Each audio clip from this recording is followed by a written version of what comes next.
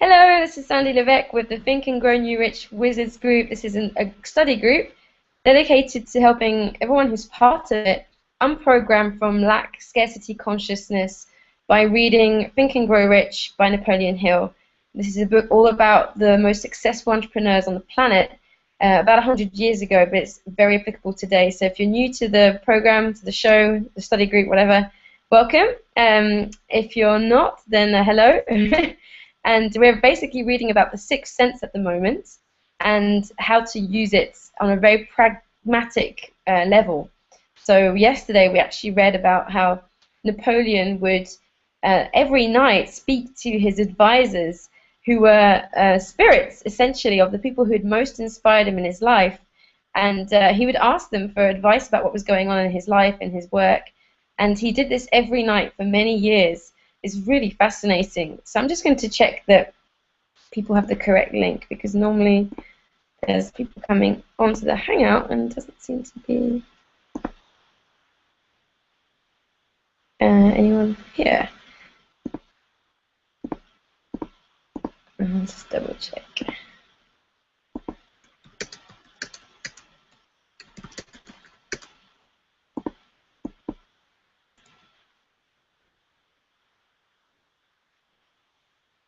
Yeah, I posted the wrong event, I think. Yeah, I'm not sure. Yeah, I think I posted the wrong link. Sorry, guys. So, yeah, so yesterday we were reading from chapter 14, which is all about the sixth sense, and about, and by the way, if you were trying to get in, I just posted a new link in the Facebook group, so try the second one. I just realized that the first one wasn't the correct one for some reason, so you should be able to get in now with that link. And yes, so we read about how he would speak to the spirits of Napoleon, Napoleon Bonaparte, of Thomas Edison, of Henry Ford, of Andrew Carnegie, actually Edison even when he was alive, which is really interesting, and he even told him that he did this. And oh, someone can't seem to connect. I think that's Glenn. Oh, okay. And Jackie's here. Hi, Jackie, because I can't really see you, so your connection might be slow as well. Ah, there we go. Hey. I'm on my iPhone this morning. Yeah, your background is different. Ah, and there's Glenn. Hi, Glenn. Good morning. Morning, Jackie. Morning, Sandy. How are you both doing? Morning. Well, it's Friday already. Yeah, I know. It goes so fast. Yeah. I'm good. Yeah? Ah, cool. Cool. So, yeah, I was just saying that we read about How are you guys? the cabinet. I'm good, thank you. Yeah, excited about, just generally excited today. Yeah. So, and I actually have to say, I was on a hangout last night with the creator of the original Think and Grow Rich, Telecor. I've mentioned him before, the guy who started that, and he's so inspiring. It was just, it was really great to hear his story about how he began studying this book and totally turned his life around. Now doesn't have a mortgage, doesn't, you know, it's like a multiple six-figure leader. And he started from a trailer, and this book was one of the things that helped him to totally shift his consciousness with money and his actual physical reality as well. Yes. Yeah. Yeah. Cool. So would either of you like to read today? Yeah, I'll give it a go. How's that? Cool. Thank you, Glenn. So it's basically page 200, and we're on the second. I don't know if I can. I don't think I can because I'm just on my iPhone. Good, Glenn. Okay, so page 200, and it's the second paragraph up from the bottom. It starts with the sixth sense is not something that one can take off. You got it? Okay. Thank you. Yeah. The sixth sense is not something that one can take off and put on at will. Ability to use this great power comes slowly through the application of the other principles outlined in this book. Seldom does any individual come into workable knowledge of the sixth sense before the age of 40. More often, the knowledge is not available until one is well past 50, and this for the reason that the spiritual forces with which the sixth sense is so closely related do not mature and become usable except through years of meditation, self-examination, and serious thought. No matter who you are. Okay, Glenn, sorry. Yeah. Do you mind just expanding the page a bit so we can? It's Sure. a bit hard to read right now. Okay, let me do that. Thank you. Do a zoom here. Let's just zoom. Let's see. With the width there. Is that better? That's better. Thank you. Okay. This is interesting. This is a different aspect too. No matter who you are, let's see, I'll finish off that last sentence. More often, the knowledge is not available until one is well past 50, and this for the reason that the spiritual forces with which the sixth sense are so closely related do not mature and become usable except through years of meditation, self-examination, and serious thought.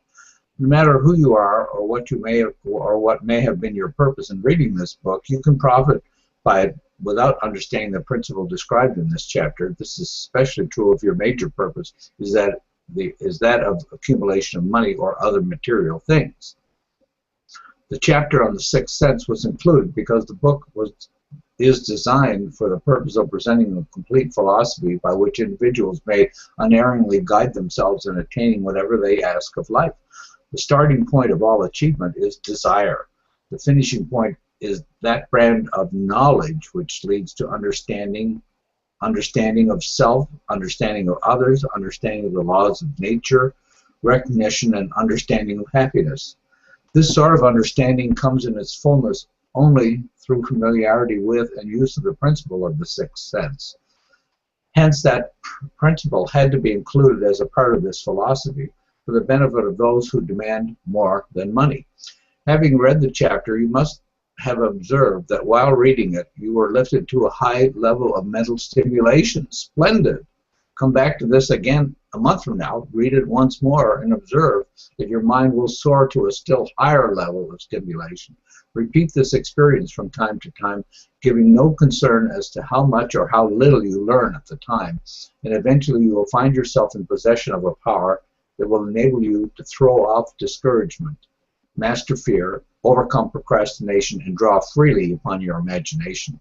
Then you will have felt the touch of that unknown something which has been the moving spirit of every truly great thinker, leader, artist, musician, writer, statesman. Then you will be in a position to transmute your desires into their physical or financial counterpart as easily as you may lie down and quit at the first sign of opposition. Faith versus fear. Previous chapters have described how to develop faith through autosuggestion, desire, and the subconscious. The next chapter presents detailed instruction for the mastery of fear. Here will be found a full description of the 6 fears which are the cause of all discouragement: timidity, procrastination, indifference, indecision, and the lack of ambition, self-reliance, initiative, self-control, and enthusiasm. Search yourself carefully as you study these 6 enemies, as they may exist only in your subconscious mind, where the presence will be hard to detect. Remember, too, as you analyze the 6 ghosts of fear, that they are nothing but ghosts because they exist only in one's mind. Remember also that ghosts, creations of uncontrolled imagination, have caused most of the damage people have done to their own minds. Therefore, ghosts can be as dangerous as if they lived and walked on the earth in physical bodies. The ghost of the fear of poverty, which seized the minds of millions of people in 1929, was so real that it caused the worst business depression that this country has ever known. Moreover, this particular ghost still frightens some of us out of our wits.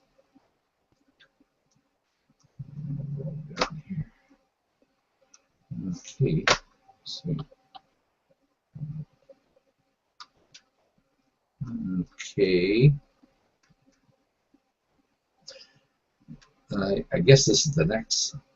Let's see.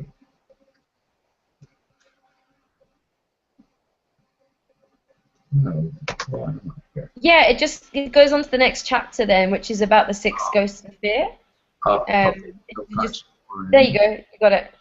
Right there, huh? Okay. The subconscious mind, the connecting link. The 11th step towards riches. Oh, Glenn? No, I Yes. think you've gone back. Oh. It's actually chapter 15. Oh, okay. We were just on chapter 14. So if you skip through to page 203. 203. Okay. Yeah. See, I had gone back like to wow. Yeah, it must have skipped.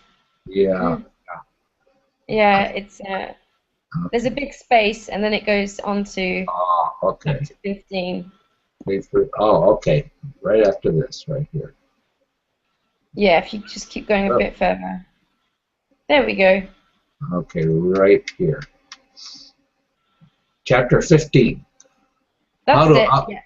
Yeah. How to outwit the 6 ghosts of fear.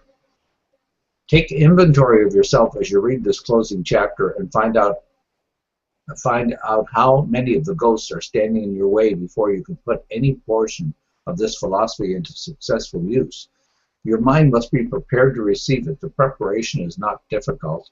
It begins with study, analysis, and understanding of 3 enemies which you shall have to clear out.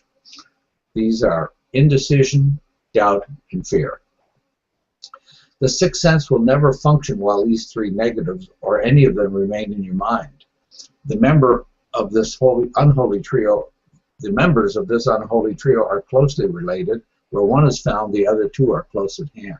Indecision is a seedling of fear. Remember this as you read. Indecision crystallizes into doubt. The 2 blend and become fear. The blending process often is slow. This is one reason why these 3 enemies are so dangerous. They germinate and grow without their presence being observed. The remainder of this chapter describes an end which must be attained before the philosophy as a whole can be put into practical use. It also analyzes a condition which has but lately reduced huge numbers of people to poverty, and it states a truth which must be understood by all who accumulate riches, whether measured in terms of money or a state of mind of far greater value than money. The purpose of this chapter is to turn the spotlight of attention upon the cause and the cure of the 6 basic fears. Before we can master an enemy, we must know its name, its habits, and its place of abode. As you read, analyze yourself carefully and determine which, if any, of the 6 common fears have attached themselves to you. Do not be deceived by the habits of these subtle enemies. Sometimes they remain hidden in the subconscious mind, where they are difficult to locate and still more difficult to eliminate. The 6 basic fears. There are 6 basic fears with some combination of which every human suffers at one tune or another. Most people are fortunate if they do not suffer from the entire 6. Named in order of their most common appearance, they are the fear of poverty, the fear of criticism, the fear of ill health, the fear of loss of love of someone, the fear of old age, the fear of death. All other fears are of minor importance. They can be grouped under these 6 headings. The prevalence of these fears as a curse to the world runs in cycles. For almost 6 years while the Depression was on, we floundered in the cycle of fear of poverty. During the World War, we were in the cycle of fear of death. Just following the war, we were in the cycle of fear of ill health, as evidenced by the epidemic of disease which spread itself all over the world. Fears are nothing more than states of mind. One's state of mind is subject to control and direction. Physicians, as everyone knows, are less subject to attack by disease than ordinary laymen. For the reason that physicians do not fear disease, physicians without fear or hesitation have been known to physically contact hundreds of people daily who are suffering from such contagious diseases as smallpox without becoming infected. Their immunity against the disease consisted largely, if not solely, in their absolute lack of fear. Man can create nothing which he does not first conceive in the form of an impulse of thought. Following this statement comes another of still greater importance, namely, man's thought impulses begin immediately to translate themselves into their physical equivalent, whether those thoughts are voluntary or involuntary. Thought impulses which are picked up through the ether by mere chance, thoughts which have been released by other minds, may determine one's financial, business, professional, or social destiny, just as surely do the thought impulses which one creates by intent and design. We are here laying the foundation for the presentation of a fact of great importance to the person who does not understand, and why some people appear to be lucky while others of equal or greater ability, training, experience, and brain capacity seem destined to ride with misfortune. This fact may be explained by the statement that every human being has the ability to completely control his own mind, and with this control, obviously, every person may open his mind to the tramp thought impulses which are being released by other brains, or close the doors tightly and admit only thought impulses of his own choice. Nature has endowed man with absolute control over but one thing, and that is thought. This fact, coupled with the additional fact that everything which man creates begins in the form of thought, leads one very near to the principle by which fear may be mastered. It is true that all thought has a tendency to clothe itself in its physical equivalent, and this is true beyond any reasonable room for doubt. It is equally true that thought impulses of fear and poverty cannot be translated into terms of courage and financial gain. The people of America began to think of poverty following the Wall Street crash of 1929. Slowly but surely, that mass thought was crystallized into its physical equivalent, which was known as a depression. This had to happen. It is in conformity with the laws of nature. The fear of poverty. There can be no compromise between poverty and riches. The two roads that lead to poverty and riches travel in opposite directions. If you want riches, you must refuse to accept any circumstance that leads towards poverty. The word riches here is used in its broadest sense, meaning financial, spiritual, mental, and material estates. The starting point of the path that leads to riches is desire. In Chapter 1, you receive full instruction for the proper use of desire. In this chapter on fear, you have complete instructions for preparing your mind to make practical use of desire. Here, then, is the place you give yourself a challenge which will definitely determine how much of this philosophy you have absorbed. Here is the point at which you can turn prophet and foretell accurately what the future holds in store for you. If, after reading this chapter, you are willing to accept poverty, you may as well make up your mind to receive poverty. This is one decision you cannot avoid. If you demand riches, determine what form and how much will be required to satisfy you. You know the road that leads to riches. You have been given a road map which, if followed, will keep you on that road. If you neglect to make the start or stop before you arrive, no one will be to blame but you. This responsibility is yours. No alibi will save you from accepting the responsibility if you fail or refuse to demand riches of life, because the acceptance calls for but one thing incidentally, the only thing you can control, and that is a state of mind. State of mind is something that one assumes it cannot be purchased, it must be created. Fear of poverty is a state of mind, nothing else, but it is sufficient to destroy one's chances of achievement in any undertaking, a truth which became painfully evident during the Depression.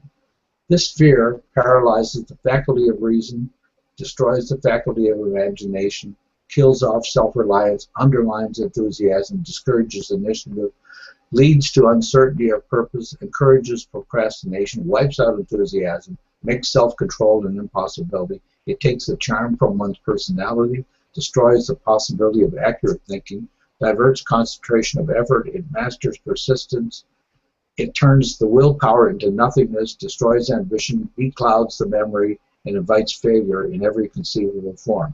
It kills love and assassinates the finer emotions of the heart, discourages friendship, and invites disaster in 100 forms, leads to sleeplessness, misery, and unhappiness. And all this despite the obvious truth that we live in a world of overabundance of everything the heart could desire, with nothing standing between us and our desires excepting lack of a definite purpose. The fear of poverty is without doubt the most destructive of the 6 basic fears. It has been placed at the head of the list because it is the most difficult to master. Considerable courage is required to state the truth about the origin of this fear, and still greater courage to accept the truth after it has been stated. The fear of poverty grew out of man's inherited tendency to prey upon his fellow man economically. Near all animals lower than man are motivated by instinct, but their capacity to think is limited, therefore they prey upon one another physically. Man, with his superior sense of intuition, with the capacity to think and to reason, does not eat his fellow man bodily, he gets more satisfaction out of eating him financially. Man is so avaricious that every conceivable law has been passed to safeguard him from his fellow man. Of all the ages of the world of which we know anything, the age in which we live seems to be the one that is outstanding because of man's money madness. A man is considered less than the dust of the earth unless he can display a fat bank account. But if he has money, never mind how he acquired it, he is a king or a big shot. He is above the law. He rules in politics, he dominates in business, and the whole world about him bows in respect when he passes. Nothing brings man so much suffering and humility as poverty. Only those who have experienced poverty understand the full meaning of this. It is no wonder that man fears poverty. Through a long line of inherited experiences, man has learned for sure that some men cannot be trusted where matters of money and earthly possessions are concerned. This is a rather stinging indictment, the worst part of it being that it is true. The majority of marriages are motivated by the wealth possessed by one or both of the contracting parties. It is no wonder, therefore, that the divorce courts are busy. So eager is man to possess wealth that he will acquire it in whatever manner he can through legal methods, if possible, through other methods, if necessary or expedient. Self-analysis may disclose weaknesses in which one does not like to acknowledge this form of examination. This form of examination is essential to all who demand of life more than mediocrity and poverty. Remember, as you check yourself point by point, that you are both the court and the jury, the prosecuting attorney and the attorney for the defense, and that you are the plaintiff and the defendant. Also, that you are on trial. Face the facts squarely. Ask yourself definite questions and demand direct replies. When the examination is over, you will know more about yourself. If you do not feel that you can be an impartial judge in this self-examination, call upon someone who knows you well to serve as a judge while you cross-examine yourself. You are after the truth.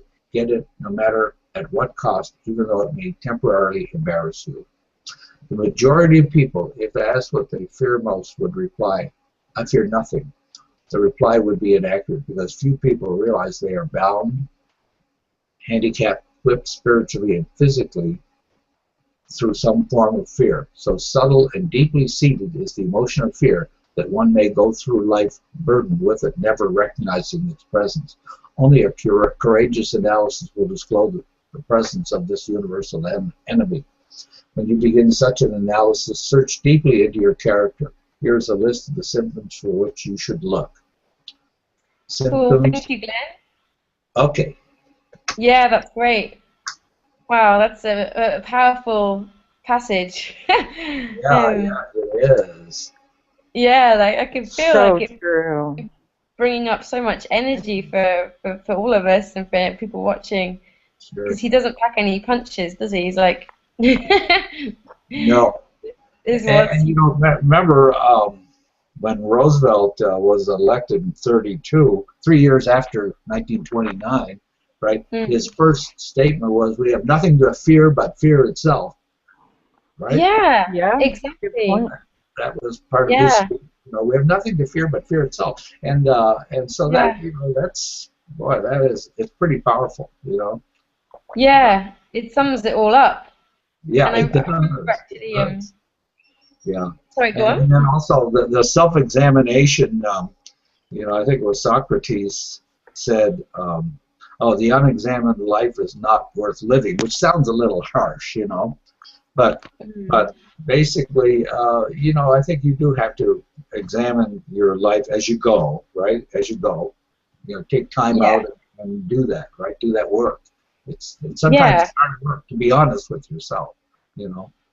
Yeah. To be really, to really look at where you are and to realize that you've, like a friend of mine, she often says that she'll ask herself, what do I love about this that I'm pretending not to love, you know? Like when you think you don't like a situation, but actually, you know, we create everything. Oh, sorry, I was going to stop a wasp from coming in my house. There's a tree outside the room I do these calls in where a lot of wasps and hornets hang out. Actually, something that came to my mind as I heard you read then, was a really powerful passage from The Way of the Peaceful Warrior by Dan Millman. And that book's all about being very present and becoming more aware of how you think, the way that you live. And at the end, the characters, they go to this mountain, and they're in a cave, and it's really dark because it's the mountains, it's nighttime. They can't see anything, but they make a fire. And then the shadows from them and the fire are on the wall of the cave. And the guy who, the story is about a guy and his mentor, who's actually called Socrates, as a kind of a joke. He's not actually Socrates, but the guy calls him that because he thinks he's like, you're so wise, I'm going to call you Socrates. And so Socrates tells him this story about how there were these people that were trapped in a cave, and they were always in this cave. And after a while, they would look at their shadows, and they would talk about the shadows and what the shadows were doing. And eventually, over time, they start to kind of go crazy and think that the shadows are them. And they live in this kind of this warped existence where they're always thinking about what the shadows are doing. And then he says, you know, this is how the most people live. They're always thinking about stuff, and they're living in fear, which is created by their mind. It's like the shadows are created, but they're not actually real. And he says only a few people kind of see that the light is at the end of the cave and walk out. And his basic point being that when you don't allow yourself to get ruled by fear and the way that the mind can go crazy, you're here now, and you know, and you can do anything basically. So I hope I explained it well, but it's really powerful in the book. Yes. And also, actually, when there was in 2008, when the financial crisis this time around was taking place, I remember reading this article by it was a finance guy, not a metaphysical or spiritual or personal development guy. This is just an analyst, and he wrote an article in the Times saying that everyone talking about the crisis was making the crisis 100 times worse, and that if everyone stopped talking about it, it would be way less powerful. But it was kind of like this snowball that was just getting bigger and bigger, and that was at the start of it. And it was really interesting to see how that's exactly what happened. Yeah, and kind of like groupthink, right? Like groupthink. Yeah. All of a sudden the intelligence kind of arrives, lowers to the same level, I guess, is what you might say. Yeah. And but it was interesting that how he described how man's avarice, right, to other men with the economically controlling, but yet the people that he wrote about, of course, were tremendously financially successful people, right? Yeah. Think about, they were financially very successful. So in a way he's disclosing that I guess that it, the riches that he's talking about are not just financial, right? Financial is one aspect, but it goes way beyond that, right? It goes into how what your life is, what your life, how happy you are, and how spiritual you are, so very interesting. Yeah, I guess because there's another book from around the same time by Wallace Wattles, The Science of Getting Rich, and that's funny to contrast the two, because his point of view is very much man is like, because he talks about the people that Napoleon studied, like Carnegie, Ford, Roosevelt, Rockefeller, not Roosevelt, and he says that they're kind of going to go out of fashion, and that he talks a lot about being on the creative rather than the competitive plane, and where you give a person way more than you take from them in cash. And when you function from abundance, and you realize that there's enough for everyone. You're serving, yes.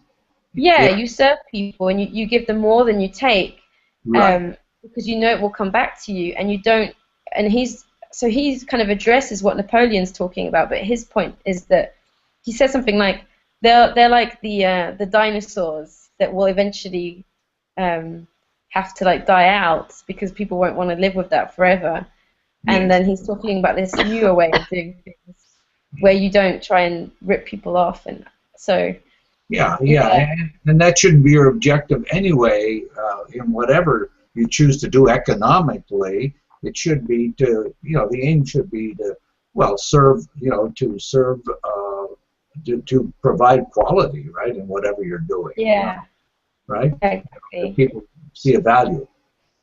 Yeah, that's why when as you were reading it, it felt very heavy to me what he was saying. Yeah, yeah. Yeah, which is a sign that, to me anyway, that it's not completely true. Like I can see how it would be true for some people, but it doesn't mean that everyone functions like that. I truly believe that there are people who don't do that as Well, yeah. well. What was that movie that you had mentioned earlier about with Leonardo DiCaprio? The movie that just came out just a while back here, Wall Street. Oh, Wolf of Wall Street. Yeah, yeah, yeah. I mean, see, so there it was a little distorted, right? The avarice, right, was kind of distorted. Yeah, You that's a know, good example of what he's talking about. Wolf of Wall Street. Yeah, You know. yeah. So I we always don't find want to aim towards that.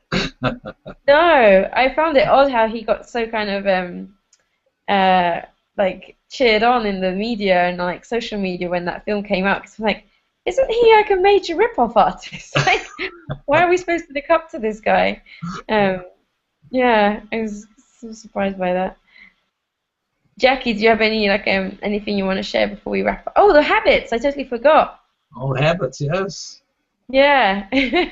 um, how's it going? Like I noticed in the group that a lot of people have fallen off the wagon, which is what happens after about 2 weeks. So interesting to observe. But Well, I'm still doing my Monday, Wednesday. Today's my declutter day, so this will be my third oh, day. cool. So I'm working on that. But also, one of the new habits now is I'm starting to take a look at this this panel, right, that you create, to as your advisors, right? I'm looking at that as Oh, something yeah. I want to That's try a to great habit do. to develop. Yeah, on like a nightly basis for the creative aspect, right? To expand your mind. Yeah. Yeah. Yeah. Oh, that's a great idea. Yeah. And I saw Geraldine's yesterday. She has Joan of Arc and Frida Kahlo and Yeah. of course Helen Keller, right? And then So Greta. very powerful female team. But I got to thinking. I said, well, even me, I think I might even put a woman on my panel because it's a good aspect, right? To develop, Totally. Yeah. an attitude about women, Yeah. I think it's a good thing. Yeah, exactly. Yeah, that's good to hear, Glenn. Yeah. And it will bring something extra because I do believe that women, women and men have their own thing they bring to the table. So if you Right. only have guys around, you only get sort of one aspect of it all. Sure. And how's your habit going, Jackie? My habit's going really good. I was very Oh, decisive this week and stuck with everything, and I'm Good. working on it today. Great. cool. Good for you. So, but yeah, I had a really good week this week, and I think being decisive helped a lot. Yeah. You're So we'll noticing a see. difference. Yeah. And are you doing it like even with small stuff? Like you go to a restaurant and you just make yourself choose something quickly, or like how are you doing it? Like, Actually, yeah, I did that yesterday. Well, like my big thing was like last Sunday, I was like, I wanted to hire, I met this trainer at the track a couple of weeks ago, and I've been looking for a trainer for a long time to help me run because I'm going to run this half a marathon next month. Oh my God, in July already. And so I went up to him and I was like, hey, do you think you can help me? And then all week I was like, oh, am I making a mistake? Is this a good thing? And I went and I just think it was the best thing I could have done. And like I had that extra strength and thought about the things that he taught me all week. And I'm going to see him again this Sunday. And that was a big thing. cool.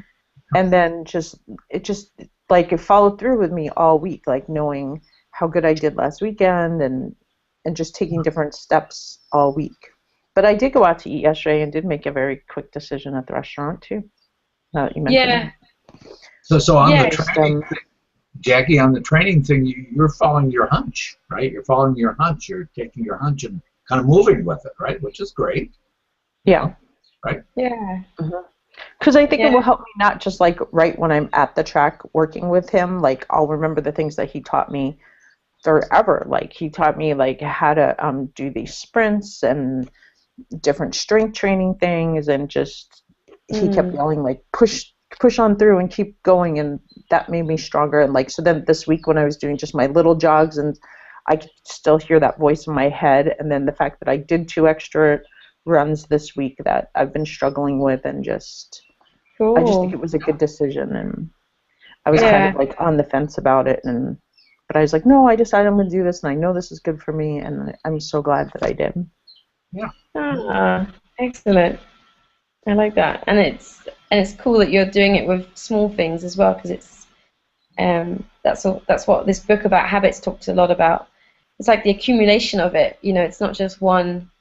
It's like that's what makes the habit so strong. Is that the more we do little bits of it, the bigger the overall wave becomes, rather than just here and there.